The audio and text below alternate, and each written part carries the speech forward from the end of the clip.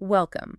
We are embarking on an intensive exploration of Charles Lutwidge Dodgson, a man known to the world, of course, through his pen name, Lewis Carroll. And the challenge, and really the fascination, is that Dodgson was a living contradiction. He absolutely was. Precisely. We are looking at the architect of worlds defined by this uh, fluid, brilliant nonsense. Right. Yet at the same time, he was a man anchored firmly in the rigorous, unyielding reality of Victorian academia. His life was mapped out in logical squares, much like Alice's movement across the chessboard, yet his legacy is pure literary fantasy. We're pulling together a stack of material diaries, mathematical treatises, critical biographies, and historical research to try and understand the man who wrote the most famous children's books in English. Okay, let's unpack this a bit. Dodgson wasn't just a writer. Not even close. He was a serious mathematician, a logician, an inventor, and a really complex photographic artist. Our mission here is to synthesize these competing identities, the logic of Charles Dodgson and the sheer fantasy of Lewis Carroll, and explore the persistent controversies that still make him one of history's most enigmatic figures. What's fascinating here is just the sheer breadth of his occupations. He was an author, poet, mathematician, photographer, teacher, and an Anglican deacon, albeit a reluctant A one. very reluctant one, it seems. The paradox is that one persona worked to define and regulate the world, while the other worked just as hard to dismantle it entirely. We need to see how that mathematical brain actually fueled the creativity and maybe vice versa. We really have to begin with the environment that manufactured the man, his early life. Charles Lutwidge Dodgson was born on the 27th of January, 1832, in Daresbury, Cheshire. And he was the oldest boy and the third oldest of an astonishing 11 children. 11. Just imagine the domestic chaos contained within that highly conservative, high church Anglican household. The family history is absolutely crucial because it established the expectations he would later, struggle against. Right? They were predominantly Northern English gentry, deeply conservative. If you trace the male line, you find army officers and, overwhelmingly, Anglican clergy. It was a life sort of predetermined by dogma and duty. And his own father, also named Charles Dodgson, was the immediate example of this duality. The elder Dodgson was a deeply conservative, high church figure who admired the Tractarian movement. Yet, he was a brilliant scholar, mathematically gifted enough to earn a rare double first degree at Oxford. Which should have set him up for life in academia.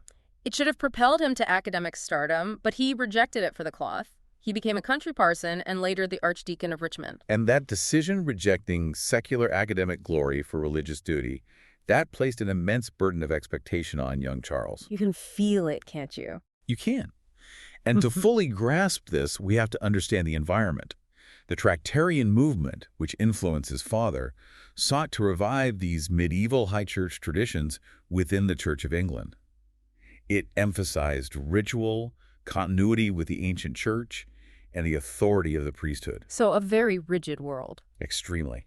This was an era of intense religious fervor and rigidity, and that formed the intellectual air Dodgson breathed from birth. And young Charles showed early intellectual promise, which was fostered at home initially. Oh, absolutely. His reading lists are a testament to a truly precocious mind.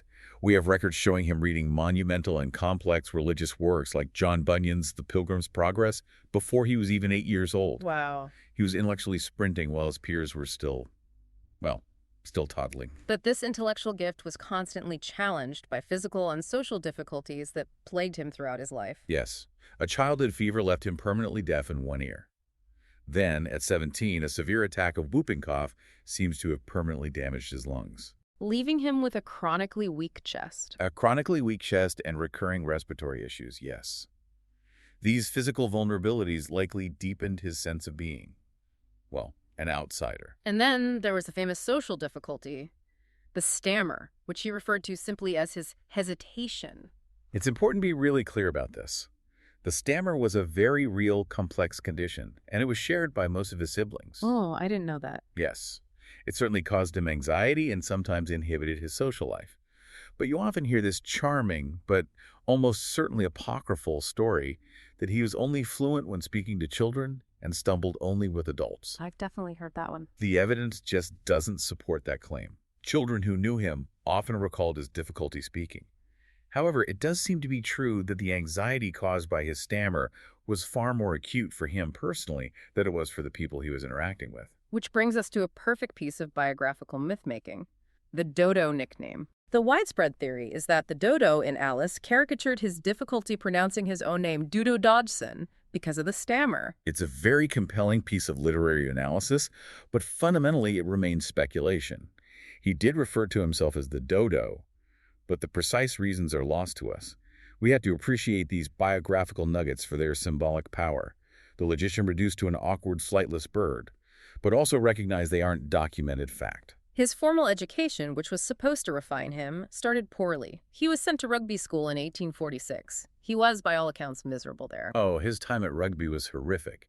He wrote years later that no earthly considerations would induce me to go through my 3 years again. That's a strong statement. It is, and he highlighted the systemic brutality, noting particularly that the younger boys were the main targets of older bullies.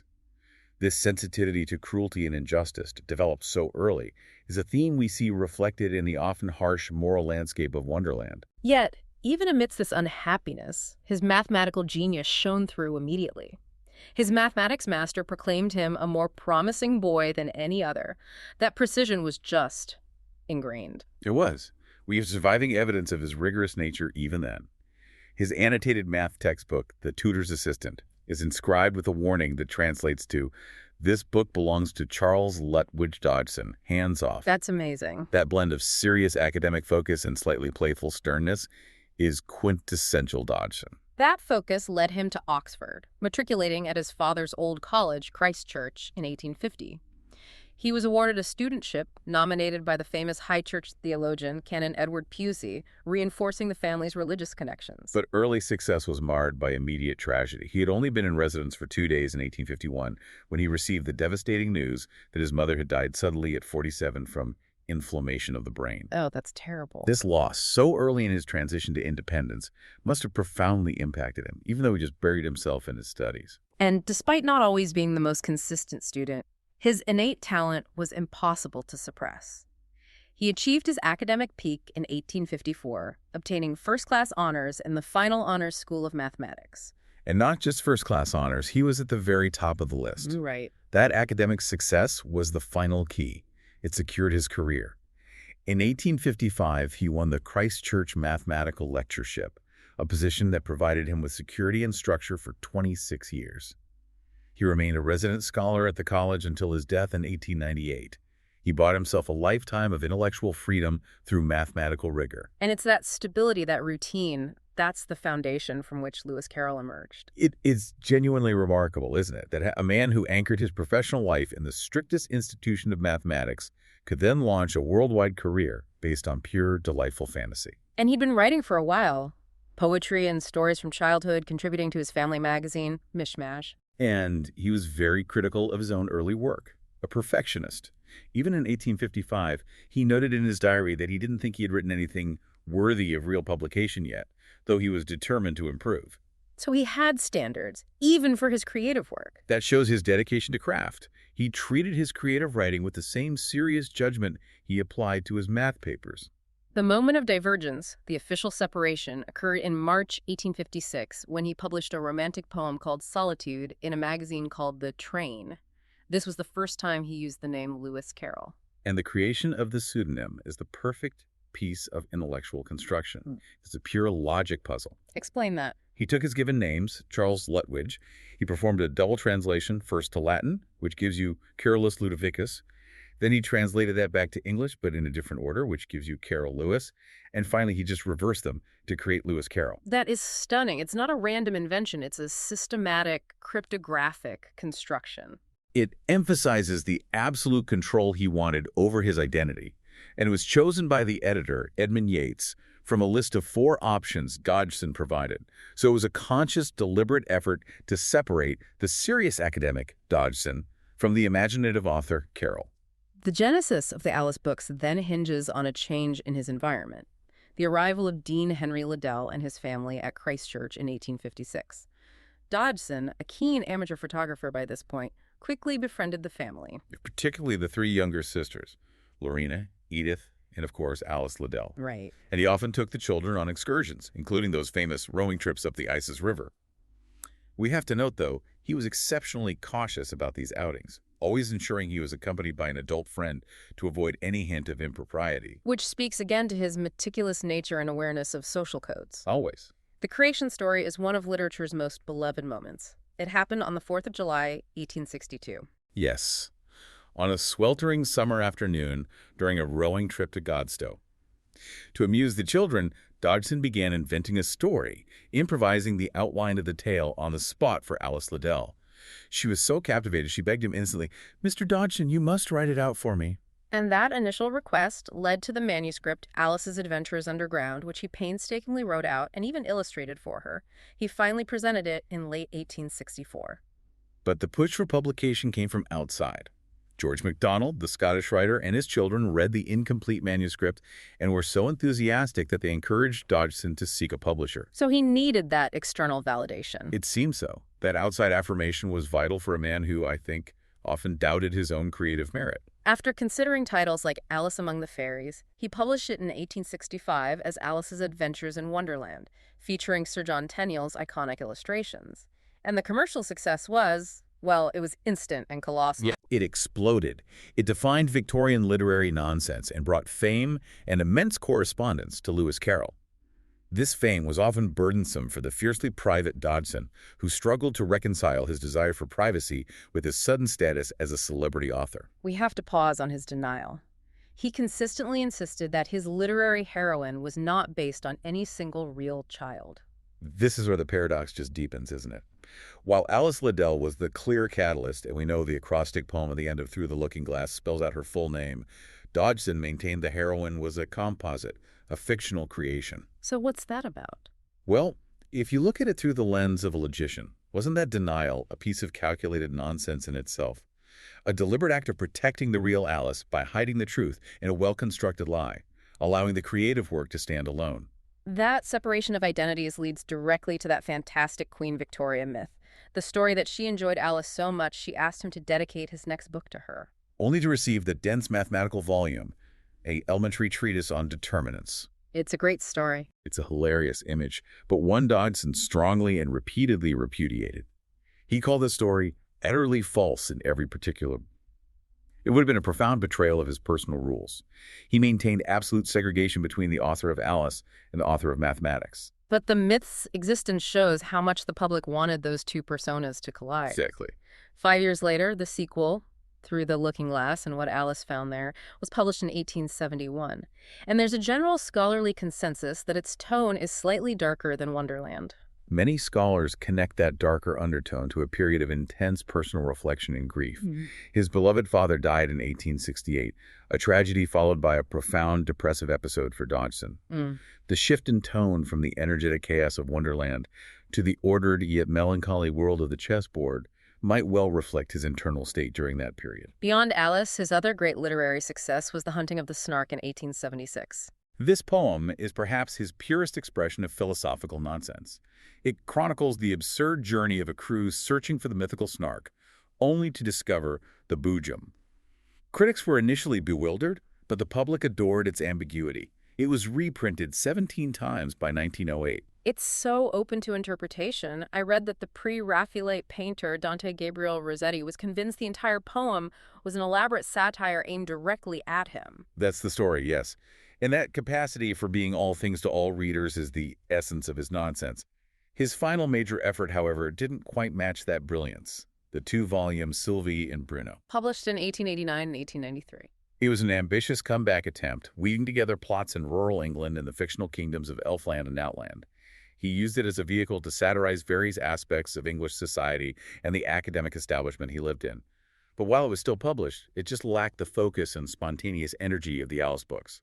It's generally regarded as his lesser literary work. Now we have to step back across the boundary, back to the world of Charles Dodgson, the academic. This was his livelihood, his security, and his constant pursuit of verifiable truth. For 26 years, he was the Christ Church mathematical lecturer. And his contributions were far from trivial. He produced nearly a dozen books under his real name, tackling serious fields: geometry, linear and matrix algebra, mathematical logic, and recreational mathematics. It's this rigorous analytical mind that the world often forgets when they think of the Mad Hatter. Completely. Let's focus on mathematical logic for a moment, an area that has seen a significant resurgence in appreciation for Dodgson's originality. Absolutely. His work, particularly his final posthumously published work, Symbolic Logic Part 2, is groundbreaking. In it, he introduced a graphical method for assessing the validity of syllogisms, which he called method of trees. The method of trees, what does that actually mean? Well, modern logicians recognize this as the earliest use of what we now call a truth tree, a foundational tool in contemporary mathematical logic. He was decades ahead of his time in formalizing logical proofs in a visual, graphical way. So he was applying the same structural thinking that built the narrative framework of Wonderland to the fundamentals of logical truth. Exactly. He was formalizing structure, and his algebraic contributions also endure. He developed a method for evaluating determinants known as Dodgson condensation. That sounds very technical. It is, but it's a brilliant recursive method for reducing a complex matrix evaluation to simpler terms. This work, investigated much later by Robbins and Rumsey, actually led directly to the famous alternating sign matrix conjecture, now a proven theorem in combinatorial mathematics. His obscure Victorian calculations paved the way for modern combinatorial proofs. Beyond pure mathematics, he applied this precision to the real world, most surprisingly in civics and voting theory. Which is fascinating for a sheltered Oxford don, isn't it? He proposed Dodgson's method, which is a variant of the Condorcet method. The goal is to find the candidate who would require the fewest theoretical preference changes from voters to become the Condorcet winner. That is, the candidate who defeats every other candidate in a head-to-head comparison. So a way to find the true consensus choice. A very sophisticated way, yes.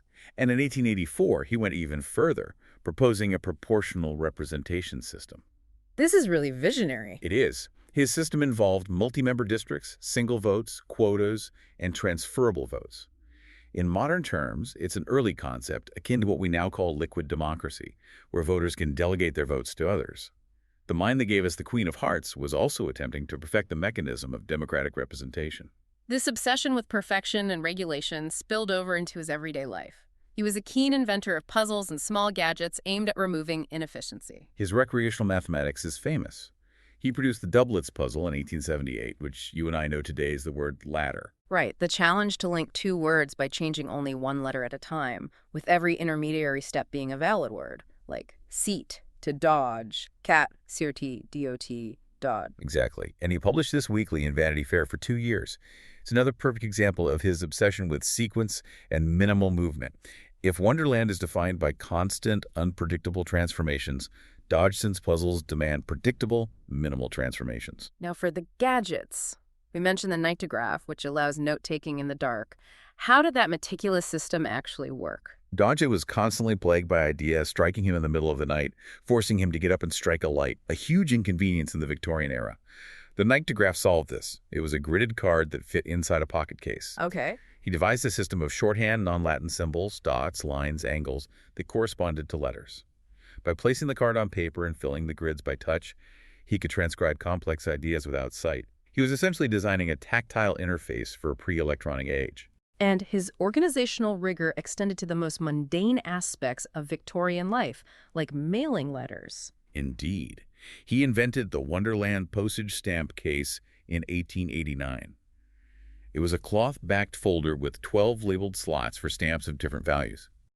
He was so specific about its use that he included advice in his accompanying pamphlet, 8 or 9 wise words about letter writing, advising that the case was specifically not meant to be carried in a pocket or purse. It was a stationary organizer, and he insisted on it. The level of control this implies is breathtaking. He applied this structural scrutiny to virtually every area he encountered. He devised a rule for finding the day of the week for any date instantly, a system for justifying right margins on a typewriter, even fairer elimination rules for tennis tournaments. But the most delightfully Dodgsonian invention might be the cardboard scale he designed for the senior common room at Christ Church. Ah, the liqueur scale. This scale was designed to be held up next to a glass to ensure that the exact correct amount of liqueur was served for the price paid. That's incredible. Think about that. The man who wrote philosophical nonsense felt compelled to regulate the volume of brandy served to his colleagues with mathematical precision. That right there is the core of the Wonderland paradox. We must now examine the visual side of his duality. His 24-year career as a photographer, running from 1856 to 1880, he learned the art from his uncle, Skeffington Lutwidge, and he quickly became proficient. He was a well-known, respected gentleman photographer, meaning he pursued it as an intense artistic and scientific hobby, not a commercial profession. He really excelled at portraiture. So why did he stop so abruptly in 1880 after nearly a quarter century? It was primarily a technological shift that he refused or was maybe unable to keep up with. Dodgson used the wet collodion process. What did that involve? This method required the photographer to coat a glass plate with collodion immediately before taking the picture, expose the plate while it was still wet, and then process it instantly, all within about 10 minutes. So it was a massive effort. Immense. Yeah. It often required a portable darkroom to be carted around on his expeditions. By the late 1870s, commercial photographers were transitioning to the much faster, more practical dry plate process. Dodgson found the wet collodion method too demanding to maintain alongside his teaching and writing. He produced around 3,000 images in his career, though fewer than 1,000 have survived. Right. And for his public life, photography was an important tool. It was a social entree. The need for sitters and the scientific interest in the medium allowed him to access the high society he generally shied away from.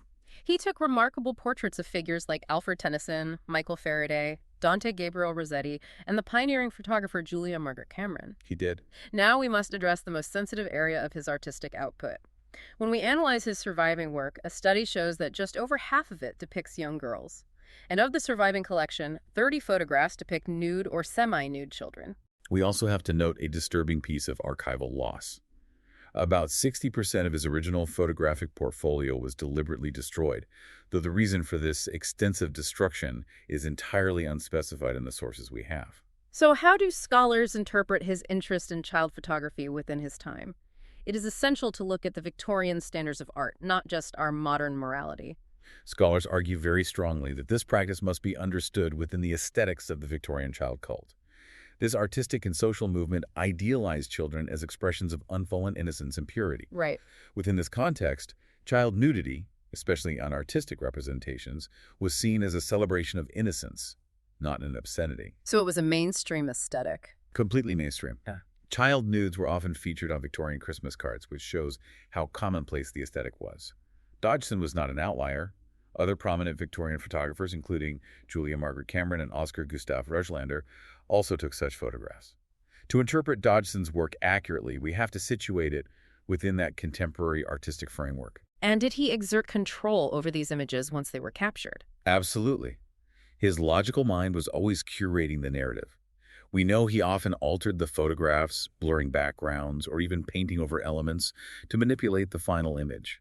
One scholar described this process as Dodgson exerting his agency by literally rewriting the text created by the image to produce a new dialogue about childhood, always meticulous in ensuring the final piece conveyed the precise aesthetic of innocence he intended. We transition now to the unresolved mysteries that perpetually fuel reassessment of Dodgson's life.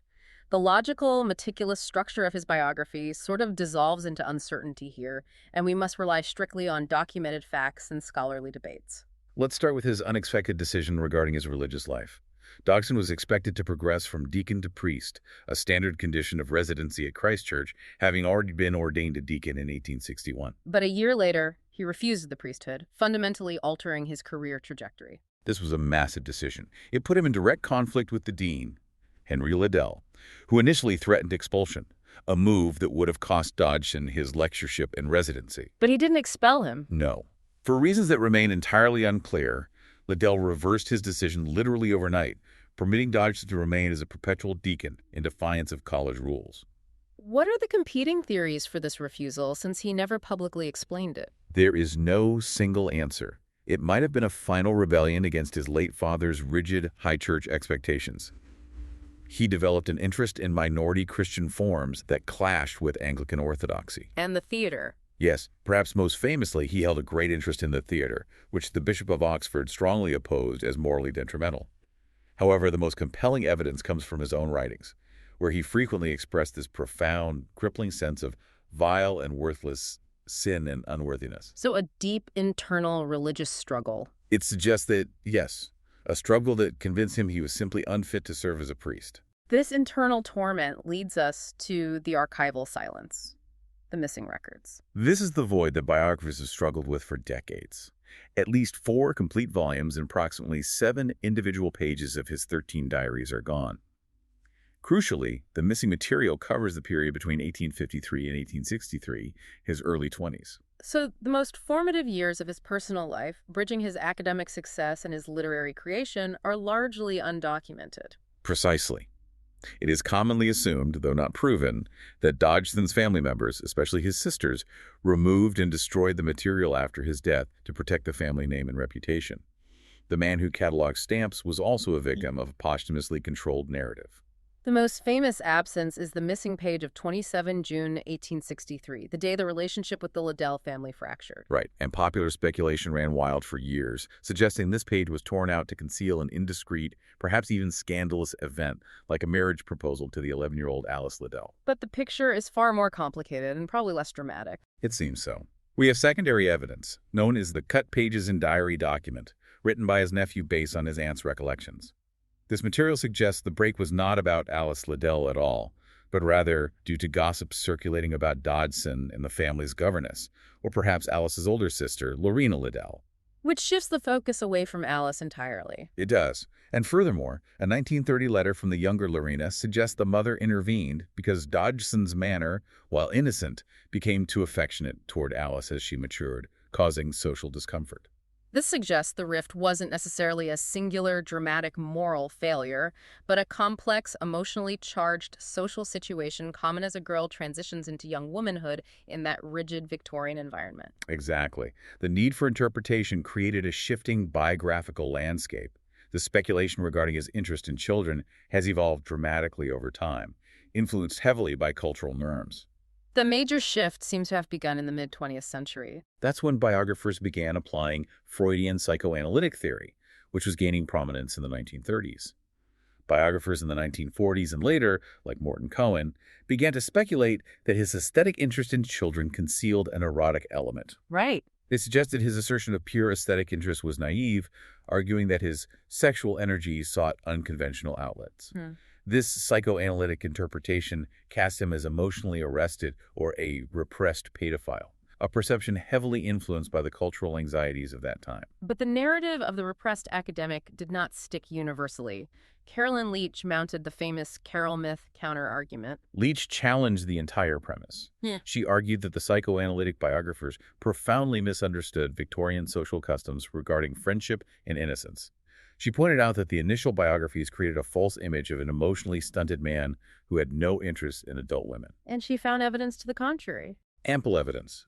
Her research showed evidence in his diaries of significant enjoyable relationships with married and single adult women. She noted that many of his so-called child friends were actually in their late teens and 20s, but were addressed as children because of Victorian social nomenclature. This suggests that his well-meaning family, by destroying evidence of his adult relationships to preserve a sanitized, innocent image, inadvertently created the exact vacuum that later allowed the psychoanalytic theories to flourish. It's a tragic irony. The struggle to preserve his reputation ultimately led to its greatest stain.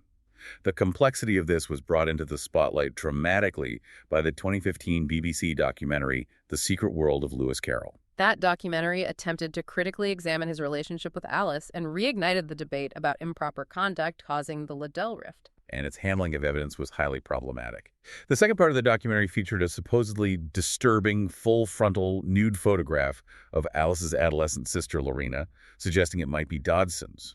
And the speculation was based on an ambiguous L. Carroll attribution on the back. Scrawled in pencil by an unknown hand. The reaction from expert Carroll scholars was immediate and fierce. Leading scholars, including Jenny Wolfe and Edward Wakeling, immediately questioned the photo's authenticity. They pointed out that the image lacked Dodgson's meticulous catalog number, a glaring omission for a man obsessed with documentation. That's a huge red flag. It is.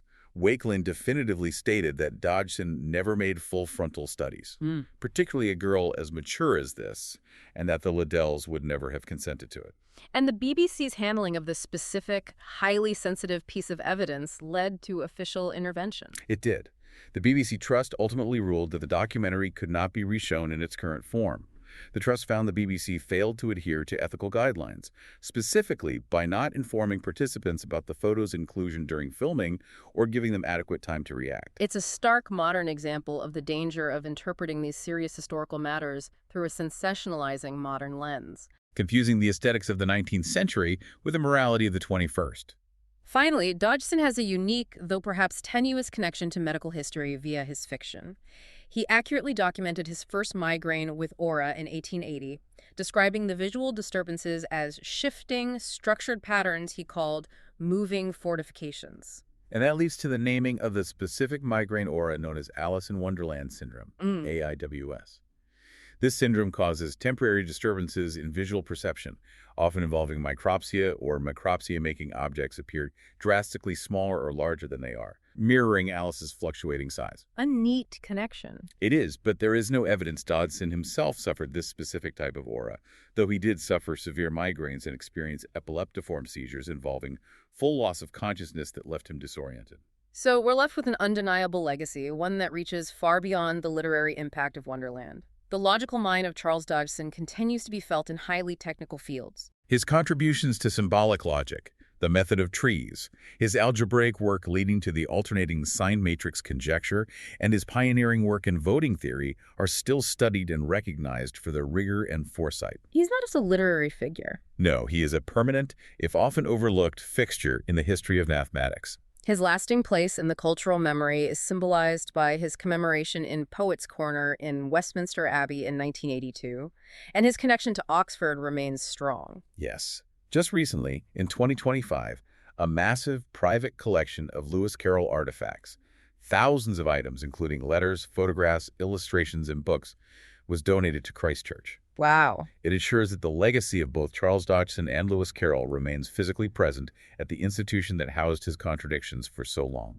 So we return to the core synthesis of this figure. He was an individual who spent his life applying mathematical and logical rigor to absolutely everything, from formal treatises on determinants to regulating the amount of liqueur poured in the common room. Yet this same precision machine channeled its creative output into philosophical nonsense, crafting worlds that defy every single rule the man himself lived by. He constructed chaos with the meticulousness of an architect. We've discussed the missing pages of his diary that fuel so much conjecture about the man he really was. Consider this final question.